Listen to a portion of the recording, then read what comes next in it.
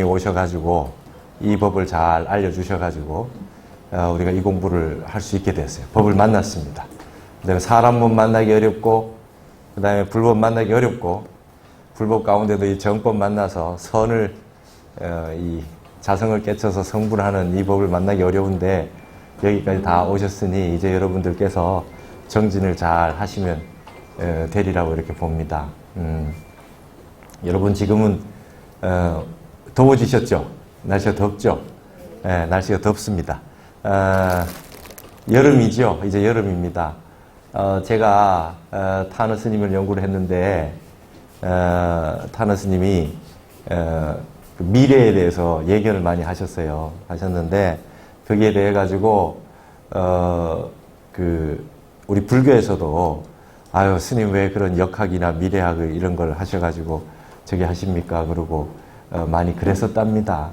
이게 벌써 40년 전, 50년 전 그들 때 이렇게 말씀하시고 하셨기 때문에 그랬는데 스님이 역정을 내시면서 모르면서 그런 말 하지 말라고 이런 걸 꼭 알려줘야 된다고 그렇게 말씀하셨어요. 그게 제가 그 개포동의 금강선언에서 타너 사상 특강할 때 김일부 선생의 그 정역을 통해 가지고 타너 스님 그 미래 그 예지력 그래서 예견도 하시고 하셨던 그 근거가 거기에 입각했다라고 하는 거를 제가 강의를 한 바가 있었어요. 근데 제가 그거를 연구를 하기 위해서 아주 수년 동안 그 정역이라고 하는 역학을 그걸 연구를 했었습니다. 근데 거기에 정역이라고 바를 정자예요. 바를 정자. 바를 정자 정역인데 그게 이제 여러분들도 이제 지금 성가기감을 공부를 하시지만은 이제 날씨가 더워졌으니까 그 얘기를 한번 들으실 필요도 있다 이 말이에요. 그게 우리나라에 1879년도쯤 됐는데 충청남도의 연산면이라고 있어요, 여러분. 연산. 여러분들이 이제 우리는 지금 세상이 온통 융합이고 회통이고 이런 얘기를 많이 합니다. 그렇죠? 콜라보레이션 얘기 많이 하고 하는데 이 동서양이 이제 한번 화합이 되는 시대가 한번 온답니다. 그게 말이죠. 충청남도에 보면 계룡산 밑에 연산면이 있어요. 연산면이 있는데 여러분 그 역학 가운데 여러분이 잘 아시는 그건 주역이죠. 그죠? 주역입니다. 주역.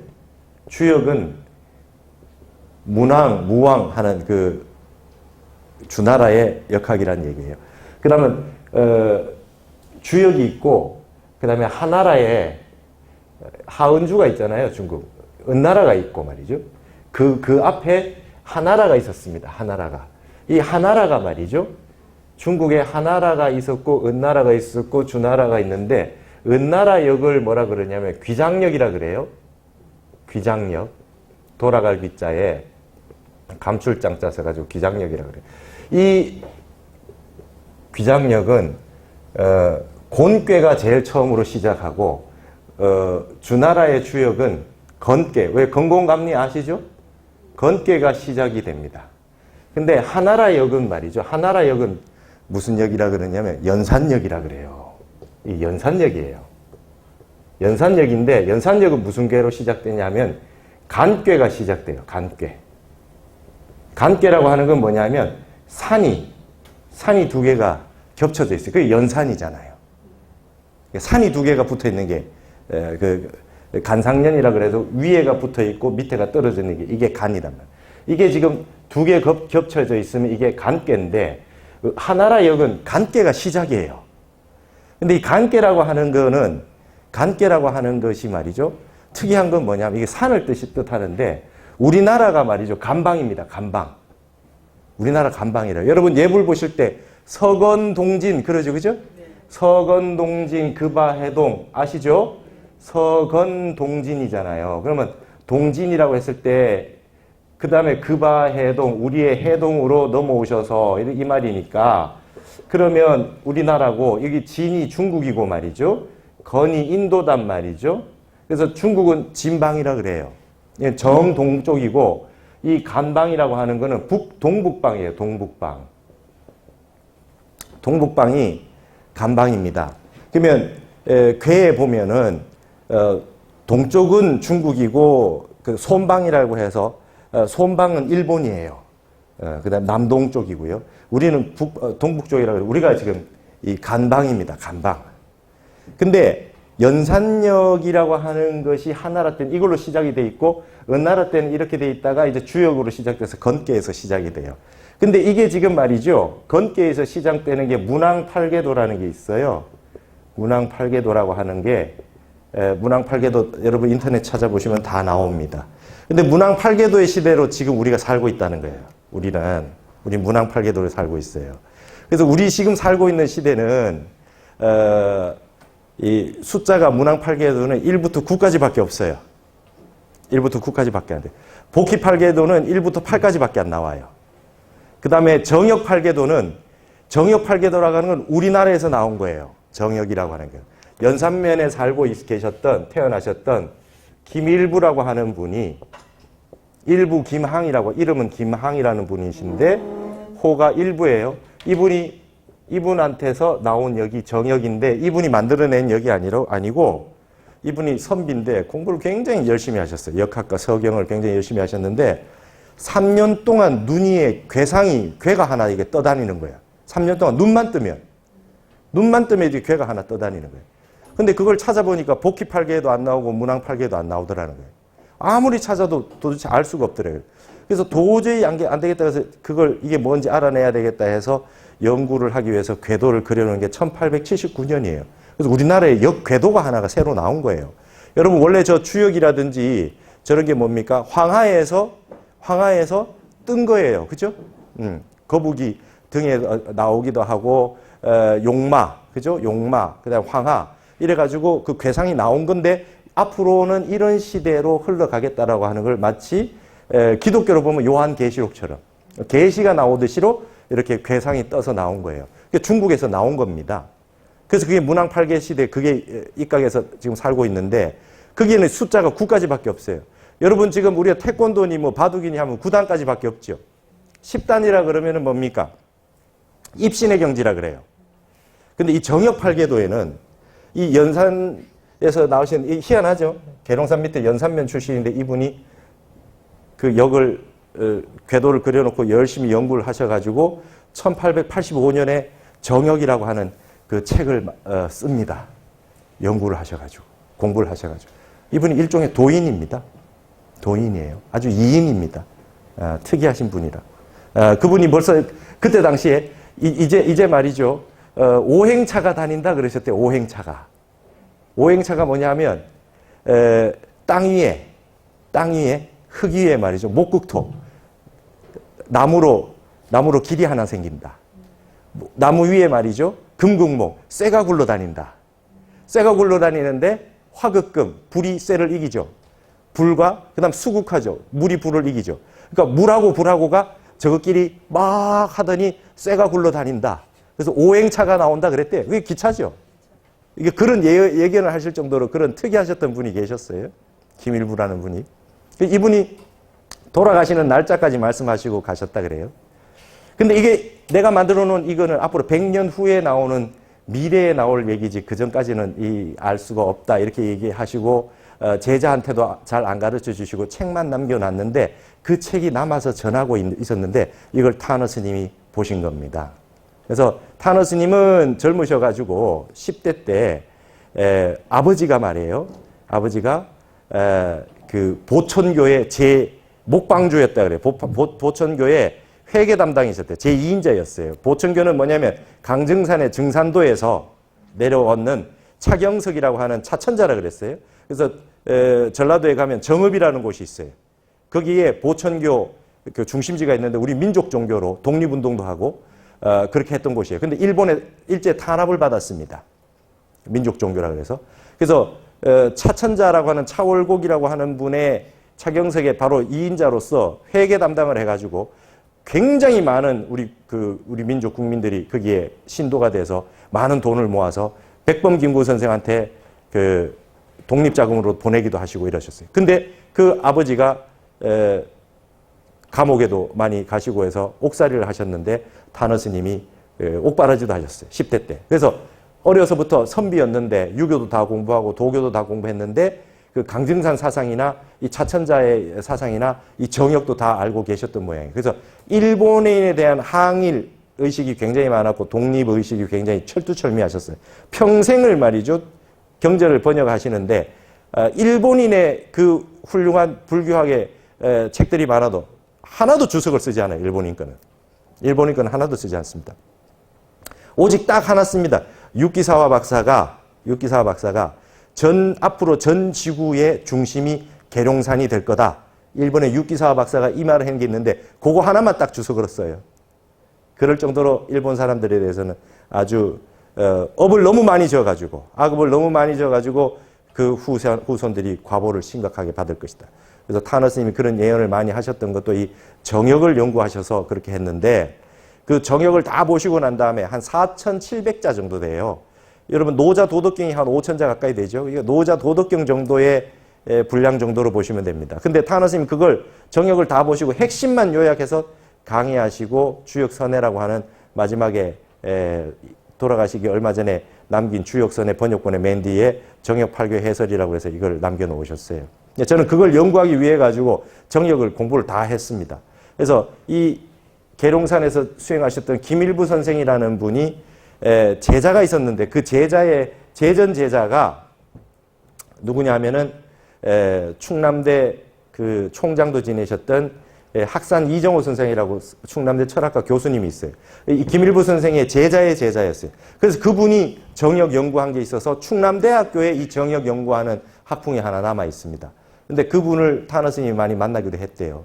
그래가지고 그 타너 스님이 그 이정호 선생이 책을 쓰기도 하면 타너 스님이 서문도 써주시고 하셨는데 그때 타너 스님은 다른 사람들이 잘 모르는 이 김일부 선생의 정역을 얘기를 하시면서 그랬다는 거예요. 여기 지금 우리 봉은사에 미륵불이 있기 때문에 제가 그런 얘기를 지금 하는 겁니다.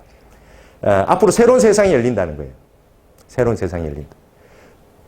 지금까지 세상은 문항팔계의 세상이고 앞으로는 정역팔계의 세상이다.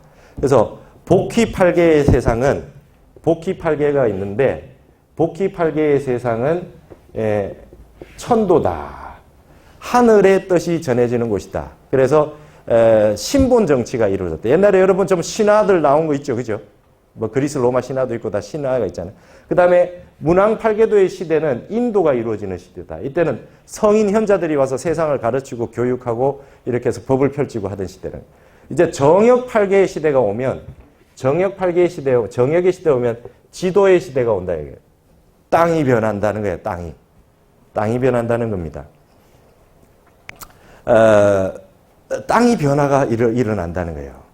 사람의 의지하고 상관없이. 그러면 정역팔계의 시대가 열린다는 건 뭐냐면 사람의 인도가 그렇게 많은 성인 현자들이 와서 다 가르침을 줬는데도 불구하고 그대로 안 살아가지고 엉망이 되는 말법시대가 한번 온다는 겁니다. 사람들이 지금 말을 안 들어요. 올바르게 살아라 그래도 안 산다고. 맞죠? 지금 말법시대라 그래요. 유교에서도 말하는 것도 소강절 선생이 얘기했던 황극경세에서 말이죠. 사망, 오제, 사망, 오패, 그 다음에 이적금수 그랬어요. 사망, 오제의 그 태평성대가 지나고 그 다음에 이적, 오랑캐들이 와서 정복하는 시대가 온다. 중국을. 그러니까 북송 때 역학의 최고 대가였다고 하는 소강절이라는 분이 그렇게 미래를 다 얘기해 놨다는 거예요. 역학적으로도 유교에서도. 그건 뭐라 그랬냐면 이제는 오랑캐들이 들어와서 중원을 차지한다. 그게 몽고부터 시작해가지고 청나라 때까지가 중화민족이 아니잖아요. 그 다음에 청나라가 끝나고 나면 금수운이 온대요. 금수운. 청나라가 끝나면 그 다음부터 뭐가 금수운이 온다. 뭐야? 사람들이 동물같이 산다는 거예요. 약육강식. 그 다음에 힘과 권력과 재물과 이런 걸로 서로가 하는 그런 시대가 올 거다. 그게 끝나고 나면 다시 사망오제 할 때 황제의 운처럼 새로운 세상이 한번 온다. 그러니까 지금 유교에서 말할 때도 지금 말법시대고 우리 불교도 부처님 말씀하셨듯이 그죠? 열애묘루 후 500세 500년이 5번 있다. 제일 처음에 지난번에 했죠. 해탈 내고 두 번째 선정 내고 그 다음에 다문 내고 그 다음 탑사 내고 마지막에 2500년 때는 뭐냐 투쟁 내고 그래. 사람들이 많이 싸운다. 그게 말법시대다. 그러고 난 다음에 말법시대가 오고 난 다음에 미륵이 오신다. 이렇게 돼 있어요. 기독교나 이슬람교도 마찬가지입니다. 이제 최후의 심판이 있고 최후의 날이 있다 이거예요. 근데 그 얘기를 지금 여러분 기독교가 왜 흥합니까? 왜 흥해요? 말법 시대가 오고 난 다음에 새로운 시대가 한번 온다는 거예요. 예수가 재림을 하고. 그렇죠? 예수가 재림을 한다. 세상이 온통 한번 뒤집어질 거다. 요한계시록이라는 건 전부 다 그런 얘기라. 근데 말이죠. 타너 스님 딱 얘기하신 겁니다. 정역에 입각해서 뭐냐? 지구는 멸망하지 않는다. 심판이 아니다. 착각하지 마라. 기독교에서 얘기하는데 체계적이고 조직적인 설명이 없다. 예. 지금 우리 부처님 오신 날도 오시고 했기 때문에 이런 얘기를 여러분들한테 꼭 한번 전하고 싶었습니다. 멸망이나 심판이 아니다.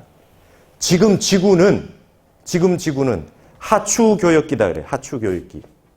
여름과 가을이 서로 교역하는, 여름과 겨울이 바뀌는 시절이다. 이거를 금화교역이라 그래요. 금화교역. 금기와 불기가 바뀌어요. 불은 여름이죠. 쇠는 가을이죠. 지구의 수명은 이제 봄부터 시작해서 이제 여름이 왔다는 거예요. 앞으로 가을과 겨울이 지구는 반이 남았답니다.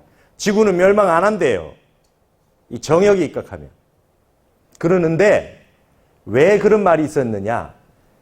앞으로 땅이 움직인다. 땅이 움직이는데 땅이 움직여서 땅이 좀 진동이 일어난다. 많은 지진 해일이 온답니다.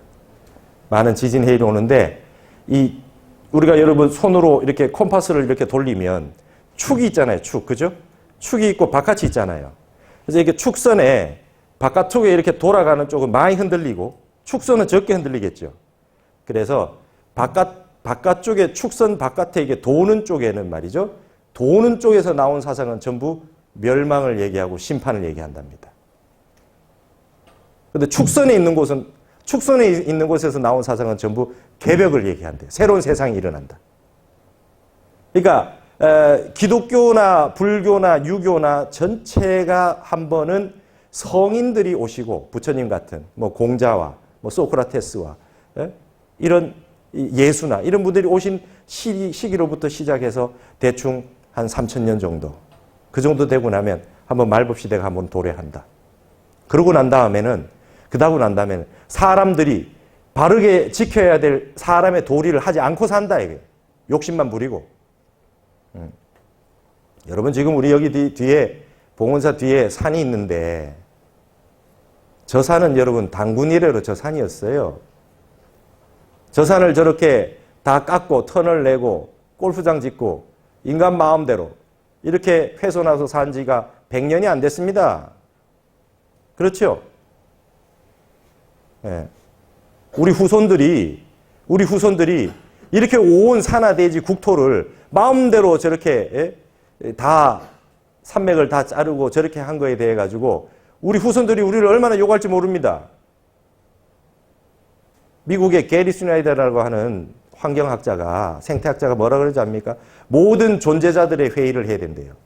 산을 하나 깎거나 산을 하나 터널을 내려면 그 산에 사는 모든 존재자들의 대표 회의를 해야 된대요. 노루도 한 표, 개미도 한 표, 새도 한 표, 인간 한 표밖에 안 된대요. 그거를 가서 회의를 해서 투표를 하면 산 뚫으라고 얘기할 거는 인간밖에 없다는 거예요. 인간이 뭐길래 왜 산하대지를 자기 마음대로 온 생명체가 다 사는데 왜 이렇게 하냐. 게리 슈나이더가 그렇게 얘기합니다. 서양의 생태학자가 에콜로지스트입니다. 지금 우리 마음대로 이거 산 뚫고 뭐 길 내고 뭐 전부 돈으로 보잖아요. 말법시대입니다, 여러분. 성현들이 와서 다 가르쳐 줬어요. 무위자연하라고. 그렇죠? 자연에 맡겨서 살라고. 천지 이법에 맞춰서 살아. 천지인 삼재입니다. 우리 몸도 천지로 이루어진 거예요. 천지인 삼재예요. 우리 몸이 여러분 천지인 삼재라고 하는 게 이게 그거 아닙니까? 천이 있고 지가 있고 우리 인간이 말이에요. 정확하게 하늘과 땅이라고 하는 형태의 백회에서 하늘 기운을 받고 회음부에서 땅의 기운을 받아가지고 그래가지고 여기 지금 수 기운은 위로 올리고 그렇죠? 불 기운은 아래로 내려서 내려놓으면 불은 자꾸 올라가려고 하고 물은 자꾸 내려오려고 하니까 기운이 통하는 거 아닙니까? 그래서 화를 내면은 안 되는 거예요. 불이 자꾸 올라가면. 불은 자꾸 낮추고 시원한 찬 기운을 올려야 돼요. 참선하셔야 돼요. 지구가 지금 여름이랍니다. 지금 지구가 여름이라는 얘기요. 여러분, 삼계가 화택이라 그러죠. 욕계, 색계, 무색계가 불구덩이랍니다. 부처님 말씀이. 이게 지금 불구덩이입니다. 욕망의 불구덩이고 머리가 시원해야 되는데 머리에 불이 붙었어요. 그래서 지금 정신질환이 많은 겁니다. 화가 많고 욕망을 마음대로 분출하고 그 다음에 그 화나는 걸 참지 못하고 분노 조절이 장애되고 그렇죠? 이런 시대를 살 때 세상 사는 대로 끄달려가면 안 되는 것입니다. 하초교육기예요. 근데 지금 여름이에요. 여름. 지금 여름이에요. 이 지구가 여름이에요. 불구덩이래요. 근데 그 불이 말이죠. 정역팔계에다 보면은 이 정역팔계라고 하는 궤에다가 말이에요. 중간에 이렇게 있어요. 여기 이제 여기를 남으로 보고 여기를 북으로 보는데 말이죠. 여기에 곤이고 이게 건인데 이렇게 바로 건곤이 돼 있는데 여기 보면 말이죠. 2007지 이렇게 써놨어요. 이렇게 이 집 정역팔계 이렇게 돼 있어요. 북쪽으로 음화가 숨어 있는 불이 북쪽 땅속으로 들어가는 걸로 정역팔계 140년 전에 그 궤에 그렇게 나왔대요. 여러분, 지구가 지금 온난화돼 있죠. 지구가 뜨겁죠. 근데 지구로 오는 열을, 태양열을 그걸 스모그 때문에 온실효과가 돼서 밖으로 열을 다 못 보내가지고 지금 지구가 온실효과가 나서 지구가 이렇게 뜨겁다고 얘기하죠. 그렇게 얘기하고 있죠. 과학자들이. 역학에서는, 정역에서는 그렇게 안 돼 있어요. 지구 안에 2000이라고 하는 숨어있는 불기운이 생겼답니다. 여름이 돼서. 지구가 이제 여름이 됐대요.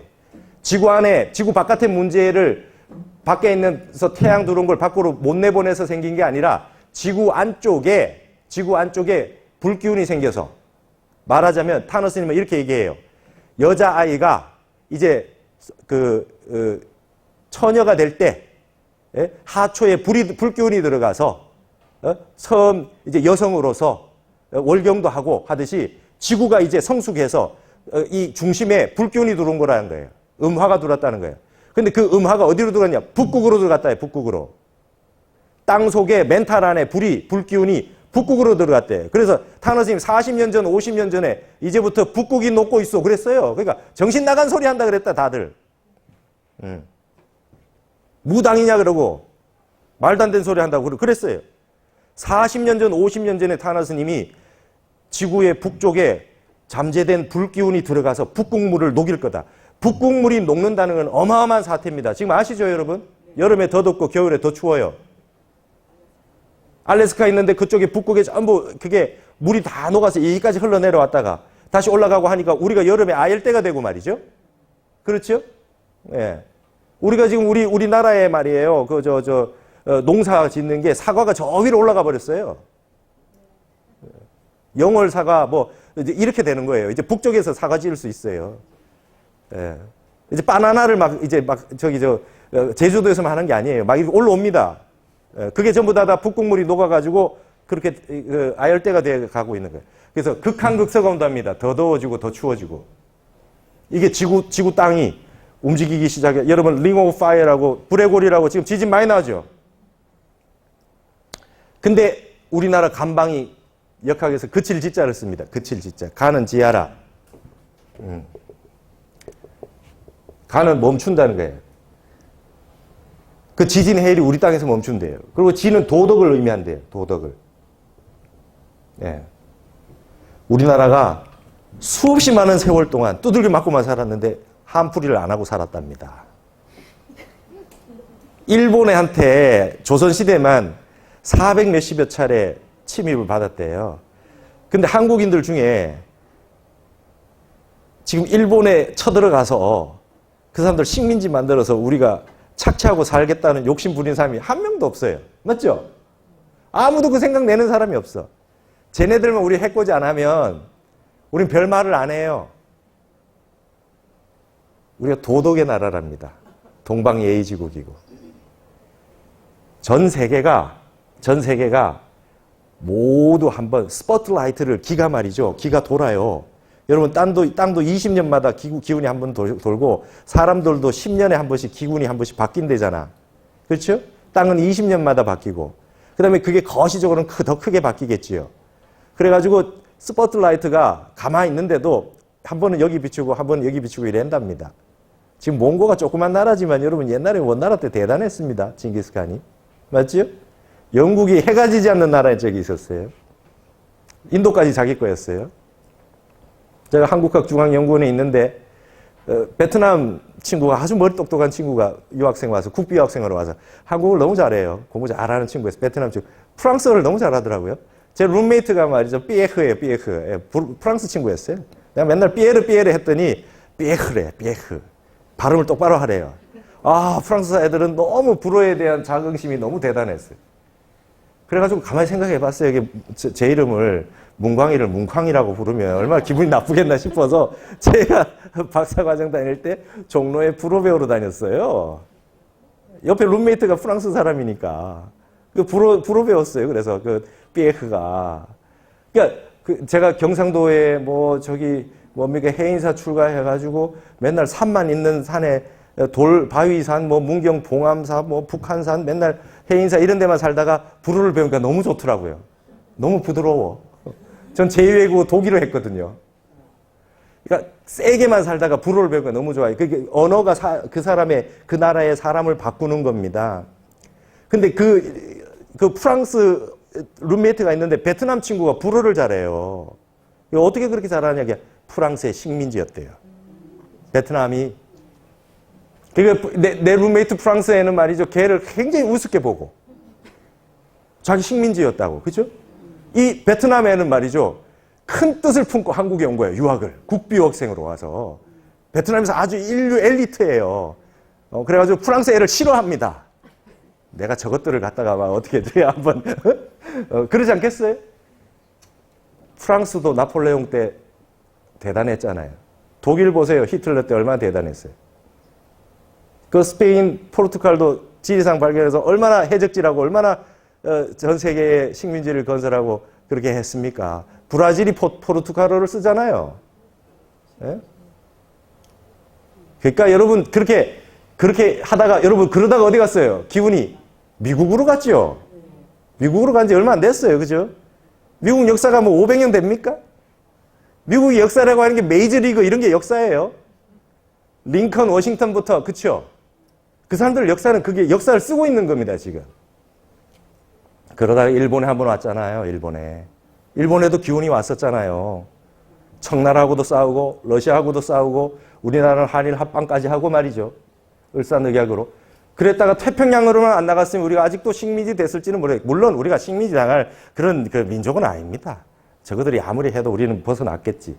예. 근데 그 태평양의 진주만에 하와이까지 공격하는 바람에 원자폭탄을 맞아가지고 저렇게 전쟁에서 패배했지만 일본도 세계적으로 기운을 한번 스포트라이트가 왔습니다. 이제 어디 갔습니까? 중국 갔어요. 그렇죠? 김일부 정역에 나오면 문왕팔계의 마지막 끝에 이 동쪽에 말이죠. 동쪽에 진이 있어요. 그 다음에 서쪽에 태가 있어요.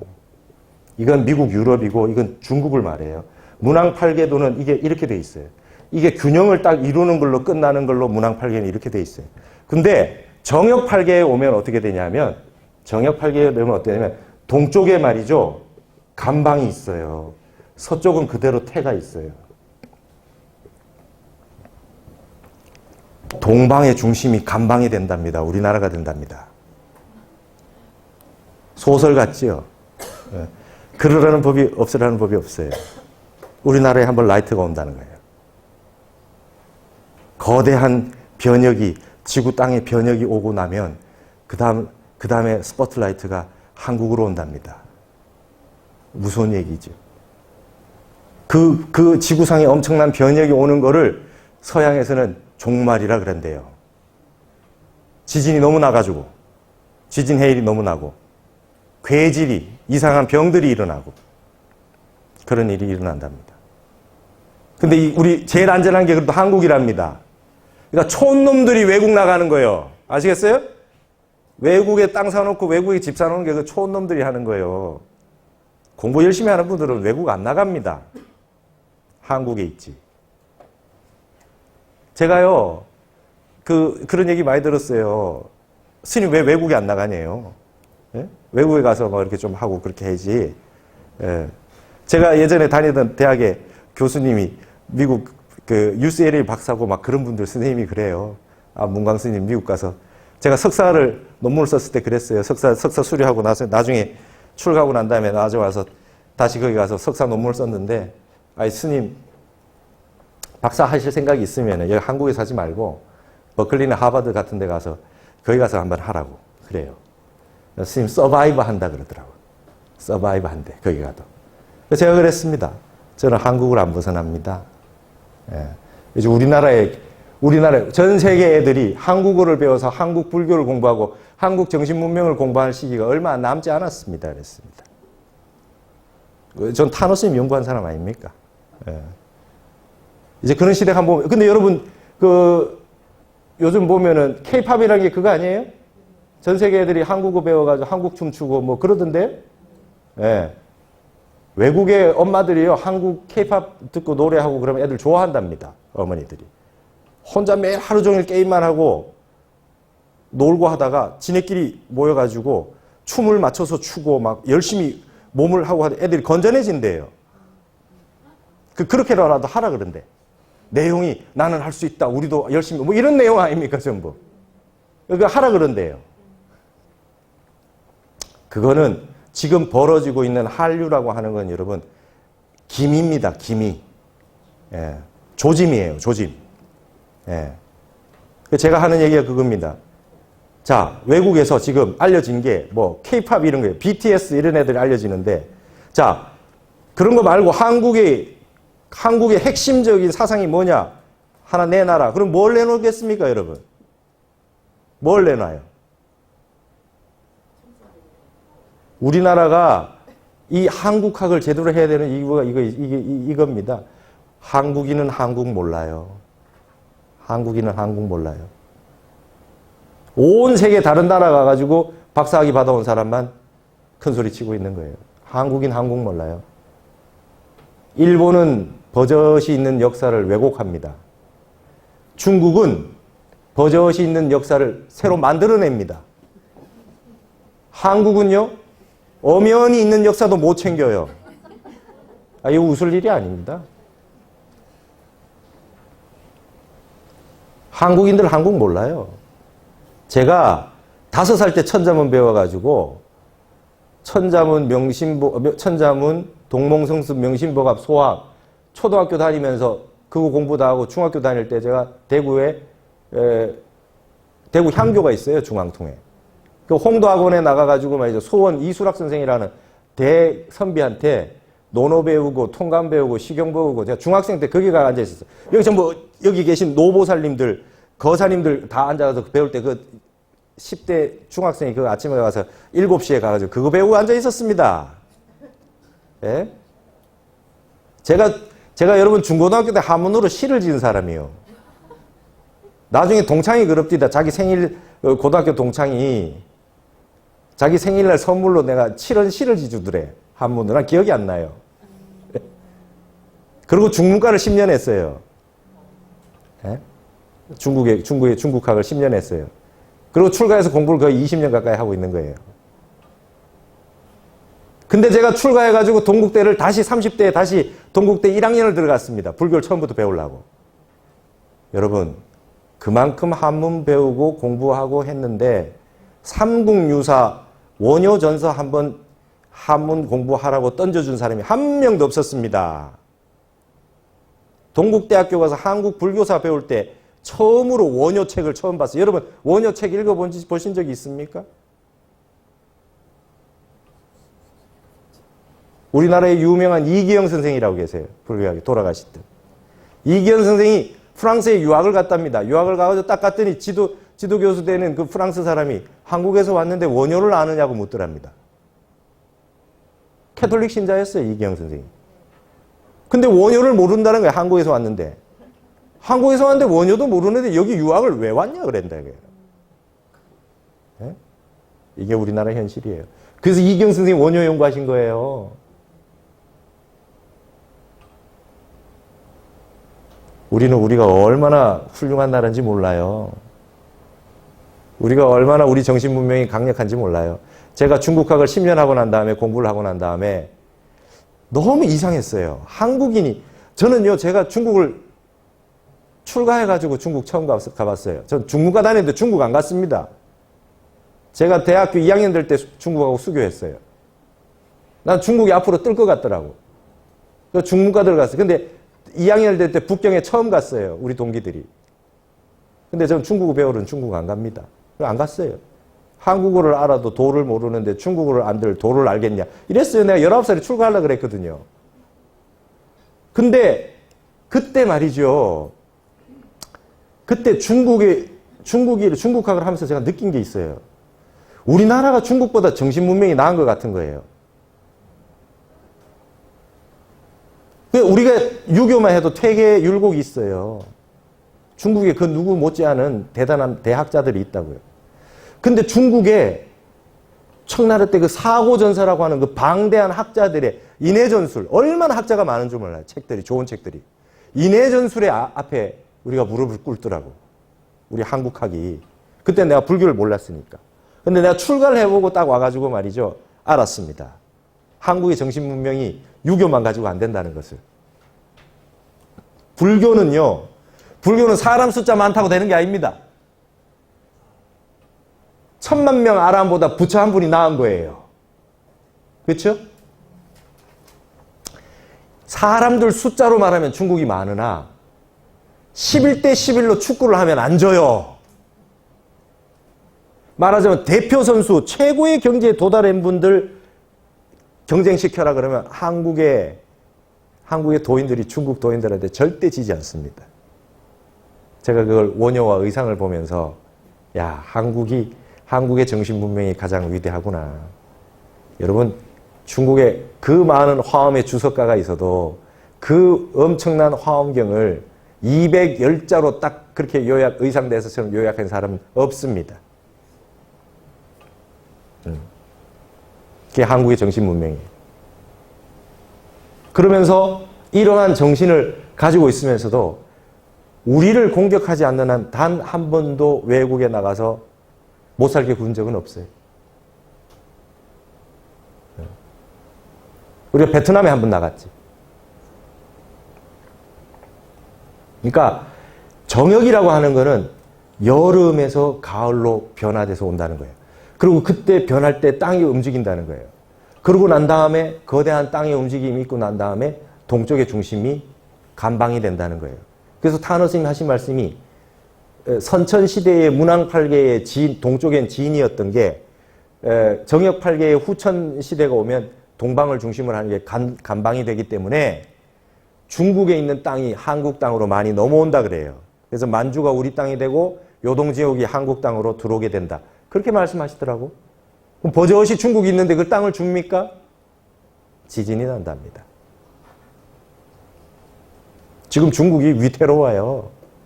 여러분, 중국은 늘 일치일난의 시대를 살았잖아요. 그렇죠? 중국은 항상 한 번 다스러지면 한 번 혼란이 와요. 엄청난 히어로가 나타나서, 영웅이 나타나서 한번 통일시켜요.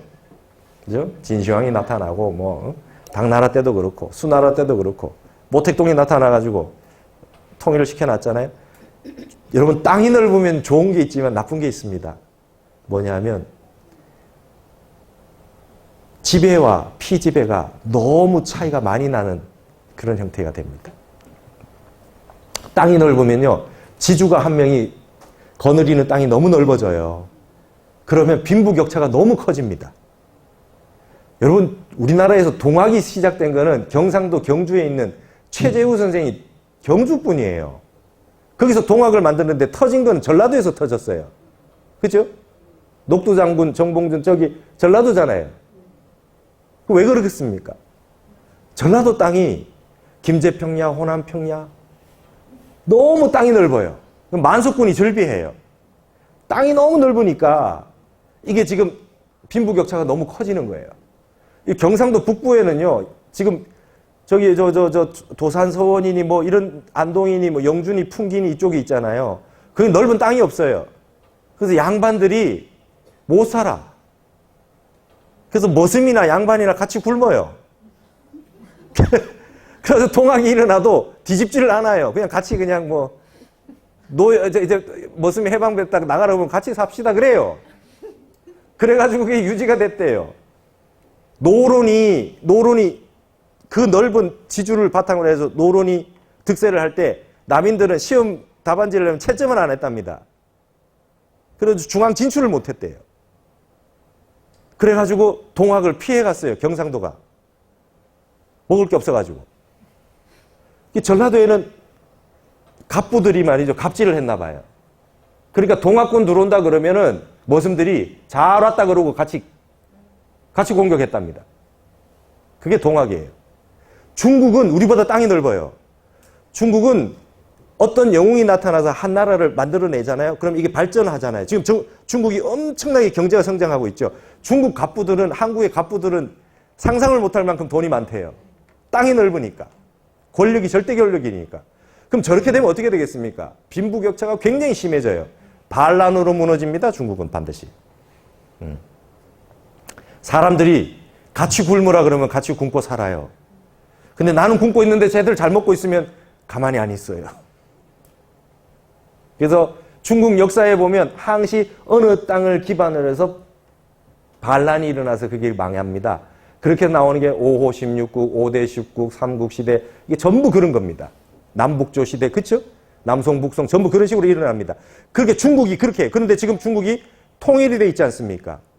근데 지금 위험합니다. 위구르, 티벳, 조선족, 내몽고, 전부 다 다른 민족이에요. 근데 뭔가 큰 변동이 일어나고 저렇게 중화민족만을 위한 정책을 쓰고 저렇게 억지를 부리다 보면 불만이 생겨요. 언제 어떻게 될지 위험합니다. 중국이. 위험합니다. 제가 중국화 했잖아요. 그래서 중국의 역할은 동양을 세상에 알리는 역할, 서양과 대응이 될 수 있는 데까지의 역할을 하는 거예요. 그래 놓고 나서 뭡니까? 바턴을 간방에 한국에 넘겨준다. 이건 아직까지 일어나지 않은 일이지만 이게 계룡산에서 이 궤도가 떠서 그 역학이라고 하는 게 140년 전에 나왔고 거기에 입각해서 타너 스님이 예견을 거기에 입각해서 했고 그걸 제가 저도 여러분처럼 이게 도대체 맞는 말인지 틀린 말인지 10년 전부터 연구를 해서 저도 이제 거의 타너 스님한테 쇠뇌가 돼가지고 이럴 것이다. 그런데 지금까지 일어난 상황들을 보면 거의 그 역학에 나온 게 거의 맞아요. 왜 그러냐면 정역에는 10이라는 숫자가 나와요. 문항팔기에는 9까지밖에 없어요. 정역에는 10이라는 숫자가 나오는데 이 10이라는 숫자는 굉장히 복잡한 숫자입니다. 완전수거든요. 이게 타너 스님이 가장 중시했던 게 불교에서는 화엄경이 최고고 유교에서는 주역이 최고고 노장에서는 노장이라 그래요. 도교라 그러지 않고 선도라 그래요. 여러분 노장 사상이라고 하는 거와 도교는 다른 거예요. 아시겠어요?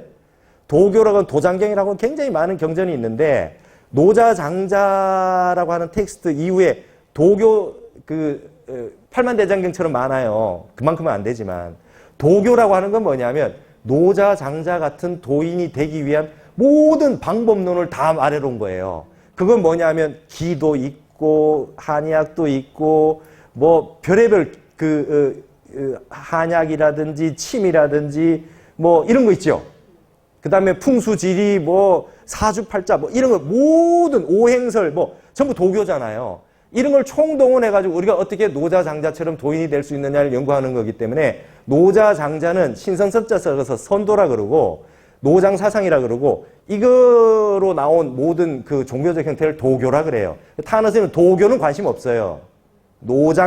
노장만이 불법의 근본 종지와 부합한대요. 그래서 노장을 선이라 그래요. 그래서 타너스는 늘 유불선이라 그래요. 유불선이라 그래요. 도교를 다 도교지.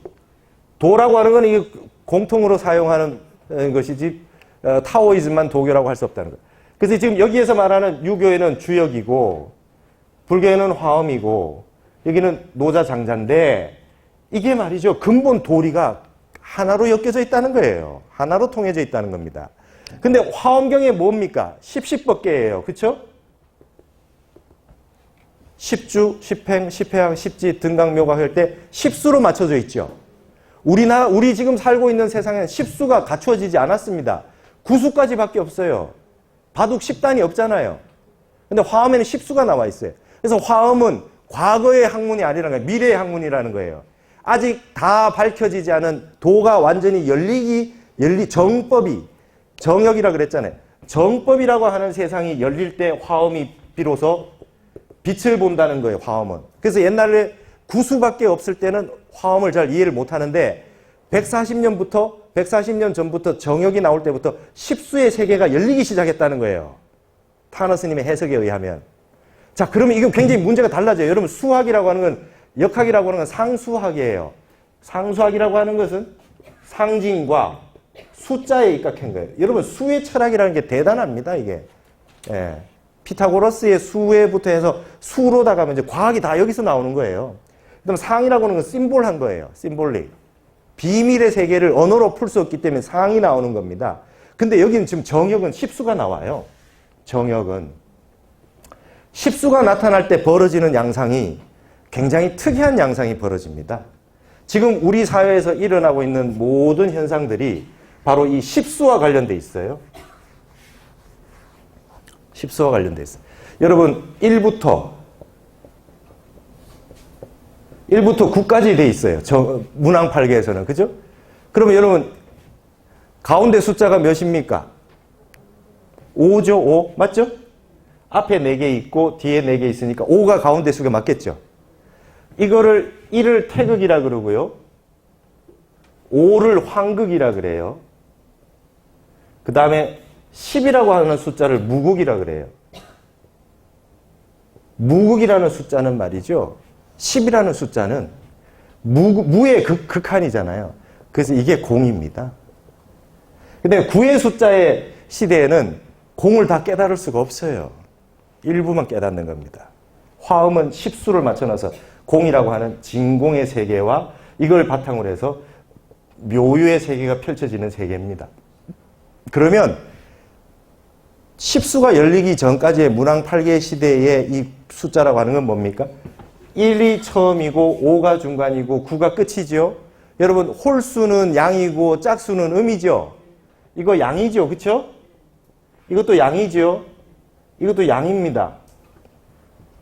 문항팔계 시대는 남녀 불평등의 시대입니다.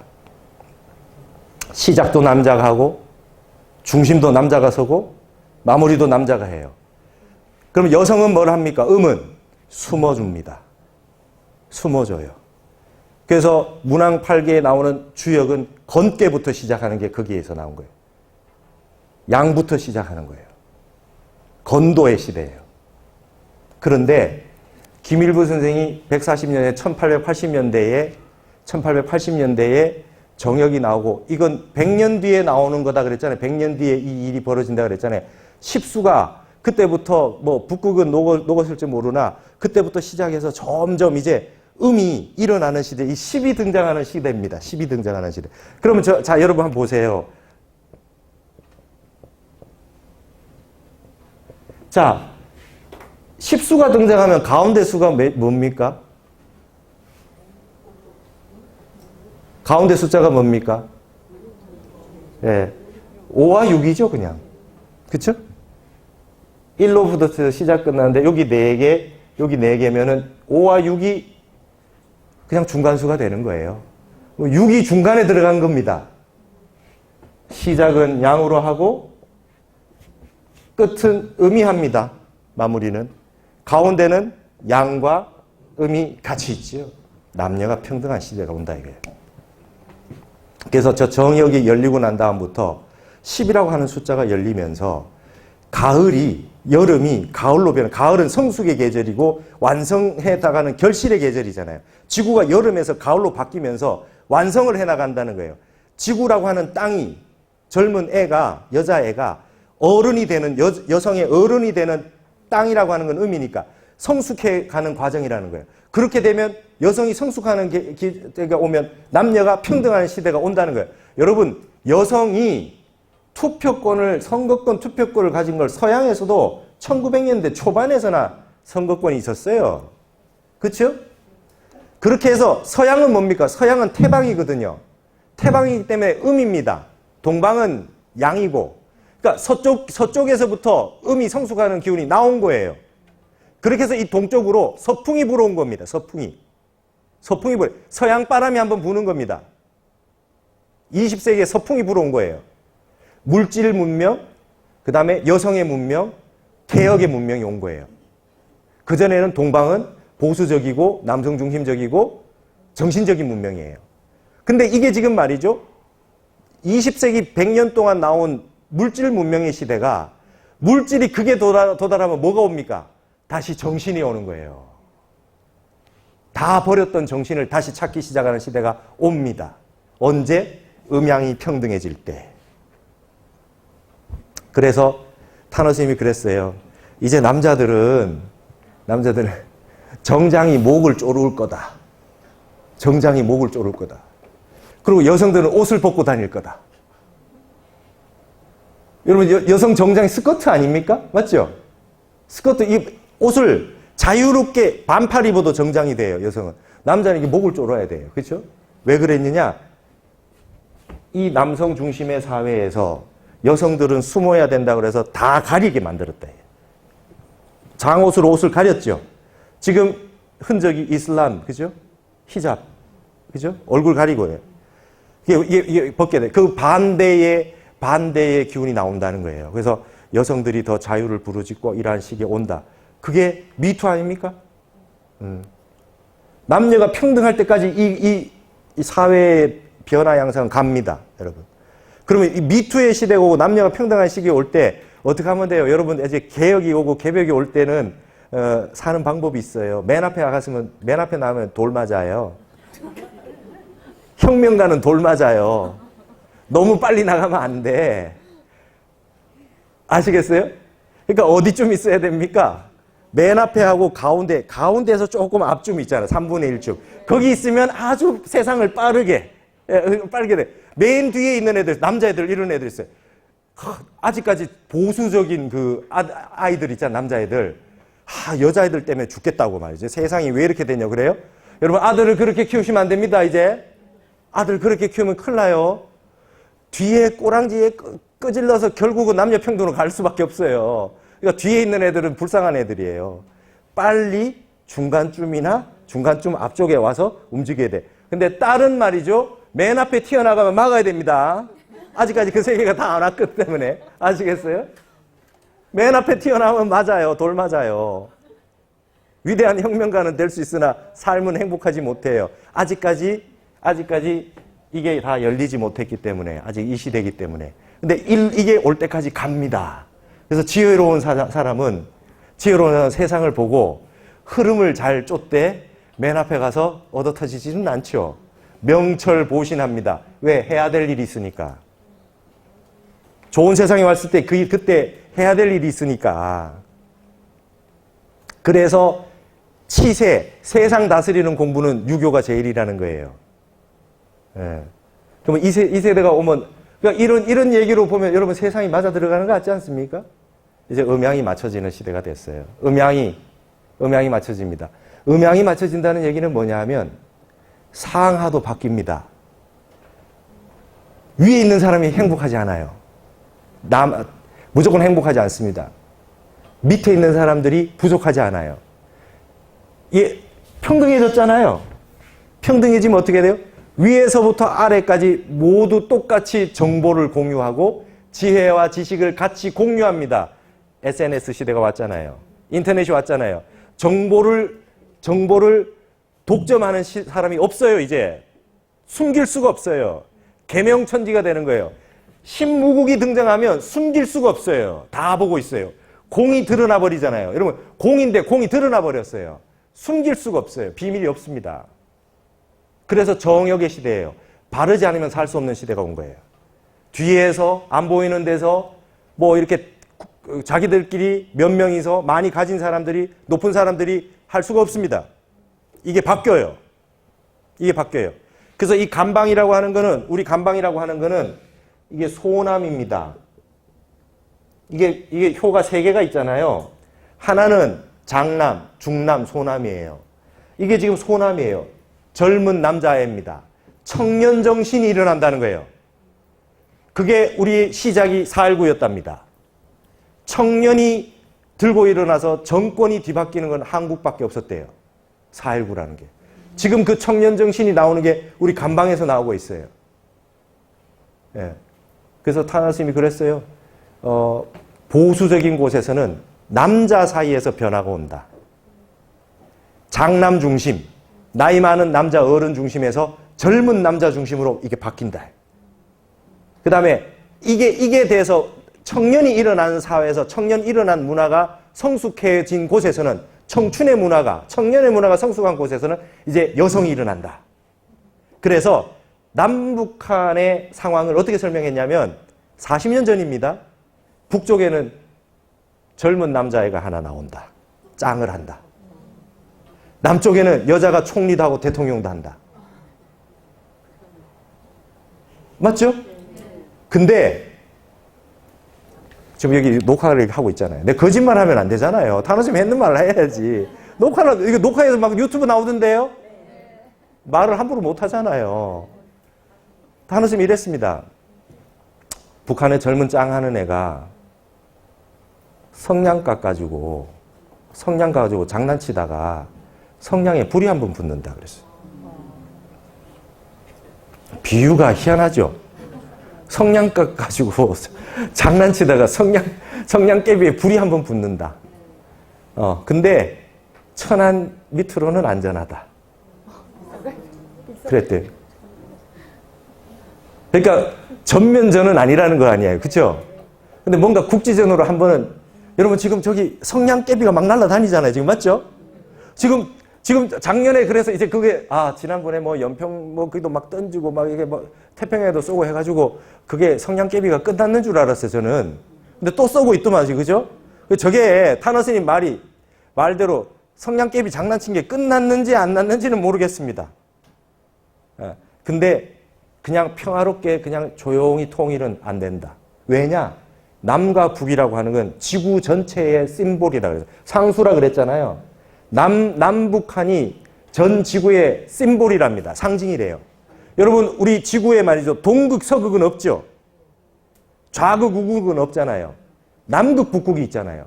마지막 지구상에 남은 이 시대로 바뀔 때 극이 이동하잖아요. 그죠? 이게 음양이 이동하잖아요. 이럴 때 남북이 극성이 돼 있는 게 한번 변화가 온다. 그래서 동양과 서양은 쉽게 앞으로 융합한다. 동서, 좌우 이런 거는 다 회통된다. 여러분 좌파, 우파 얼마 안 남았습니다. 그걸로 못 먹고 살아요. 그 정도는 이제 여러분들 속에 그런 거 생각하시는 분이 벌써 집어 던지십시오. 좌파, 우파는 없어요, 이제. 동서도 없어요. 이제 남은 건 남북이에요. 다른 말로 지구상에 있는 마지막 과제 상황은 상하의 문제입니다. 많이 가진 사람과 적게 가진 사람. 지위 위에 있는 사람과 아래에 있는 사람. 빨리 각성해서 상하 좌우가 평등한 시대를 빨리 만들어 가야 되고, 그래 여러분 갑을이 바뀌죠, 요즘. 그런 것들도 이런 형태로 일어나고 있다. 그 지구의 마지막 상징이 우리 남북 통일이다. 쉽겠냐? 이 남북이라고 하는 나라를 놓고 전 세계 사람들이 한마디씩 다 걸고 여기에 이의 타산이 다 붙어 있다. 일본이, 중국이, 러시아가, 미국이, 온 세계 애들이 우리 땅을 분할시켜 놓고 이득을 얻는 사람은 계속 분할하고 싶을 것이고, 통일을 해서 통일이 될 때 이익을 얻으려면 빨리 들어오려고 할 것이고, 맞죠? 한국이라는 땅이 굉장히 상징적인 세상이다. 한국인이 정신 차려야 된다. 참선해야 된다는 거예요, 참선. 결론은 참선입니다. 나 한국인이 정신 차리고 있어야지. 맞죠? 이게 타너 스님이 얘기한 지구의 훗날이고요. 이 십수가 열려서 정역의 시대가 와서 되는 것이 이제 지구가 가을로 오는 거랍니다. 여러분, 그래서 이 얘기를 왜 하느냐? 앞으로 뭐 지진도 나고, 우리도 벌써 경주 포항 지진 났잖아요. 지진도 나고 뭔 일도 생기고 하면, 자, 서양처럼 지구가 멸망한다, 심판을 받는다 이러면, 지진이 나고 이렇게 하면 말이죠, 마트를 다 텁니다. 끝인 줄 아니까. 여러분, 지구는 반밖에 안 왔어요. 그리고 우리는 이번 생에 짓는 업을 다음 생에 지구에서 또 받아야 돼요. 좋은 일이 있거나 나쁜 일이 있거나 그런 데 끄달리지 마시고 마음이 늘 평온하셔야 돼요. 여러분, 지구상에 변란이 오면, 타너 스님이 그 말씀까지 해놓으셨어요. 지구상에 변란이 오면 지진 해일로 죽는 사람은 별로 없대요. 다 충격을 받아서 공포와 충격의 트라우마 때문에 병이 난답니다. 여러분, 지진 났던 곳에서는요, 계속해서 불안 공포에 시달린대요. 그래서 사람들이 병이 난대요. 그럼 뭡니까? 참선해야 됩니다. 어떤 시대가 오더라도 이번 생 한 번 가더라도 그냥 한 생 가는 겁니다. 그렇죠? 옷 한 번 갈아입는 것 같아요. 다음 생에 지구가 없어지고 이런 게 없어요. 그냥 내가 이 생 했는 과보 그대로 다음 생에 받을 뿐이에요. 그럼 지금 뭐예요? 희망을 가지라는 거예요. 낙관적 미래학이에요. 네? 아주 파지티브한 거예요, 이거는. 네? 비관을 가지면 안 됩니다.